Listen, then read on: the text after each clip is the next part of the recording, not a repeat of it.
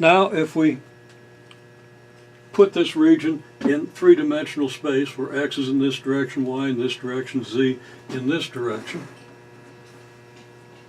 it's going to look something like this. And our typical interval, which I've kind of enlarged here, I drew it much bigger than it's drawn here, will look like this. And this corresponds to this interval. It's going to have area delta xi by delta yj. Same coordinates, same dimensions.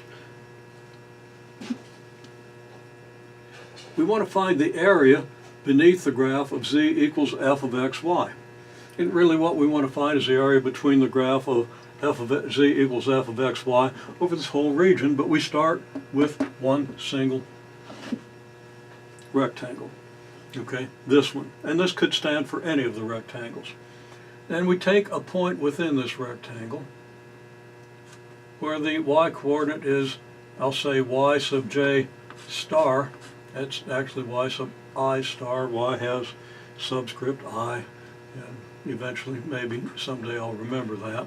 And coordinate x sub j star. And the x-axis is off the edge here. I didn't have a lot of room. I have a much better picture, but I cluttered it up, and you'll see it in a minute. So this point would be xj star yi star. Now at that point, the function has some value, which would be f of xi star, xj star, yi star. So I'm going to indicate that value by this vertical line. And this is then a point on the graph of z equals f of xy. And it would project back to the z-axis at this point. Okay, so this is going to be the altitude of a rectangular solid that lies above this rectangle. So let me sketch that rectangular solid, and I made kind of an unfortunate choice of point there, but I'll kind of fudge a little bit. Okay, so we're going to have a rectangular solid. It's going to look something like this.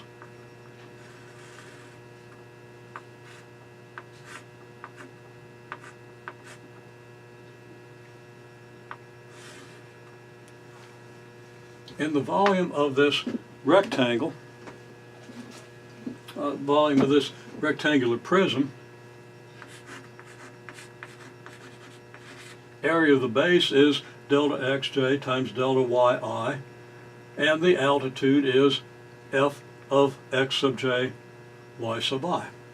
So the volume is f of xj yi multiplied by delta xj multiplied by delta y sub I. Okay, now let me go ahead and kind of color this region blue.